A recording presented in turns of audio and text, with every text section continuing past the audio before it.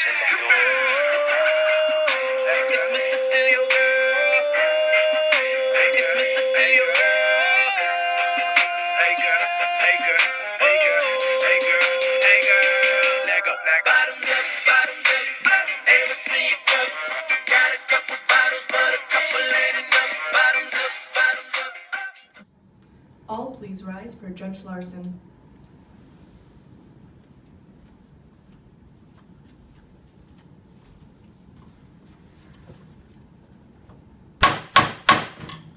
The court session regarding Genghis Khan is now in session. The year is September 27th, 1370. Genghis Khan, you have been accused of being a fiend from hell. We are here today with proceedings to determine your guilt or innocence. I would like to begin the proceedings by inviting the prosecuting attorney to please come forward and begin. Mr. Genghis, is it?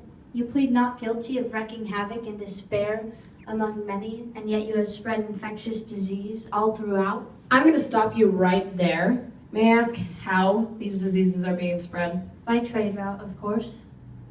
Exactly, and if the defendant had not reopened those trading routes to be traveled upon, where would the economy be? His influence over trade made abandoned routes like the Silk Road become heavily traveled. His widely spreading culture and religion, disease was mere speed bump on a path that spread our culture internationally. I'd like to call my first witness to the stand, please. I'd like to ask the first witness to please come to the stand. My mother traveled along various routes with the Mongol Empire, and soon after, she died of the Black Death. But I don't think that's what she wanted me to say here. Genghis Khan was a good man.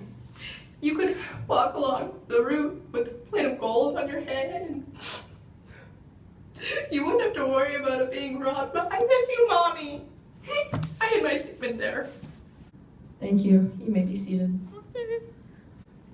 You bring about a valid point, but those so-called economic benefits were nothing compared to the extreme extortion of wealth Mr. Khan brought about. Under his reign, the social classes became more and more distant. The wealthy were demanding material to grow wealthier as the poor are growing poorer. You say this without having any truth behind it. Mr. Khan did not extort wealth, but he brought equality. He offered jobs to the best candidates for that job, not just the wealthy, making it possible to better themselves. The Mongols even repaid the debts of other rulers and spread the wealth that they acquired throughout the land that they conquered, making wealth easy to spread. So you're saying corruption was taken out of society because of this man? No, of course not. Society will be corrupt no matter what. I'm just saying that he lessened it for a while.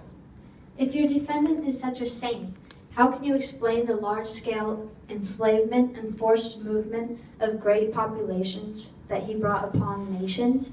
Every country he conquered added land to the safe, and accepting Mongol Empire. And the craftsmen they gathered gave rise to population exchanges between Mongolia and other countries, interconnecting societies that didn't previously communicate. But did the craftspeople and others he captured even have a choice to live on as a normal human being? They were assigned to princes and commanders against their own will, and captive artisans and women were destined to be slaves, concubines, prostitutes, and even entertainers. Though I can't deny that, and neither can he, the spread of these captives among the land caused widespread sharing of goods, ideas, styles, and religion between people of varying lifestyles and cultures. I'd like to call my second witness to the stand. All right, at this time I'd like to ask the second witness to please take the stand. Thank you, Your Honor. And, last year I was enslaved by Genghis Khan. No? And I thought it was over. I was devastated and I didn't know. But I was really pleasantly surprised. Like, I was able to get married, which I haven't even done back home, you can tell why. And then my husband and I were able to go home last month, like, hallelujah. And so we got to see everyone, and it was pretty awesome. What about the seriously damaged and neglected irrigation channels? How can you explain the loss of water regulation systems? Water is vital for survival. Not only do courier services expand, many additional way stations. Nah, no, I'm not doing anything. I'm just gonna try. Oh, sorry, gotta go. Well, I was saying, many additional way stations were created along the trade routes. The channels have gradually silted up, so now they are completely unstable with various long-term ecological consequences. That will result in a setback for agriculture over wide areas for centuries. I'd like to call my first witness to the stand.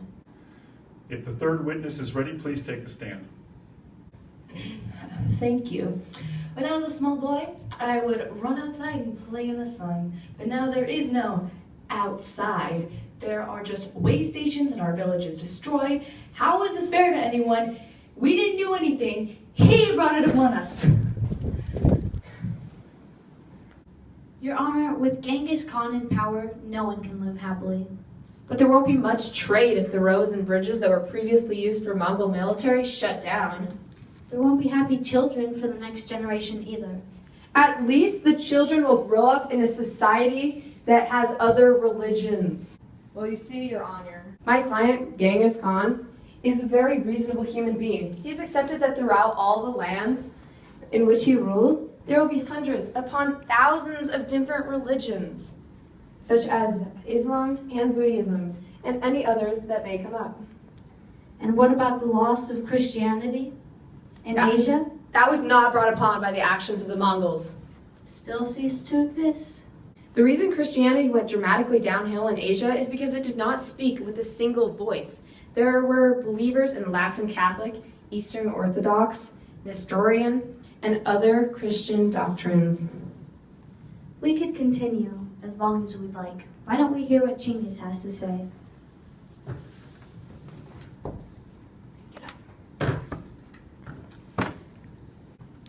Well, Now, Genghis, is it true that you're responsible for 150 million deaths, including 800,000 deaths in Baghdad during 1258? May the Baghdad attack have been out of range due to your ex-girlfriend cheating? Objection! Relevance to case? The objection is sustained. Prosecutor, I please ask that you remain relevant to the case. As I was saying, can you verify that is true? Well, you see, I am. My ex and I, we just, What Genghis is trying to say is that at that time, they parted ways, and in no way did that affect the attack on Baghdad. Let's be real, it's a good thing that Baghdad massacre did occur. Right before that day, there had been a decline in the civilization due to religious, ethnic, and regional strifes. Now let's be honest, do we really want a place like that around? It was doomed to begin with, and what would have destroyed itself anyways? Genghis was doing everyone a favor. Well, what about the countless attacks on many other towns and civilizations? The only choice the defendant gave innocent people was to die. That's where you are wrong. Up front, all civilizations were told that they could surrender and their lives would be spared. But that any resistance that followed that contract would result in death. Ultimately, it was up to the people, if only they had listened, should have agreed to the terms and conditions. You really think that's good enough? Just die or surrender? Yeah, I do. I do think that's good enough. Yeah? How about you get that opinion and see what happens? Yeah, I quite like it. I would like that. do it, seriously. Stop pretending to be cool. Would you come out? All right, order in the court. As far as I'm concerned, the proceedings are concluded. I will return after determining my decision.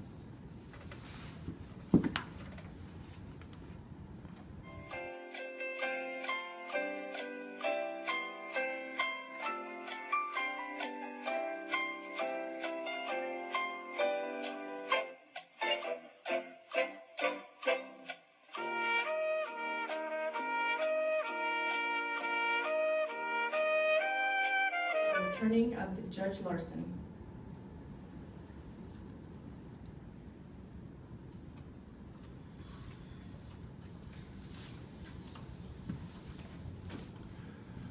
I have made my decision. Due to the fact that Mr. Genghis Khan has valid justification for each of his actions and has been a culture broker for a culture that will help shape the world, I declare him, therefore, not guilty. Yeah.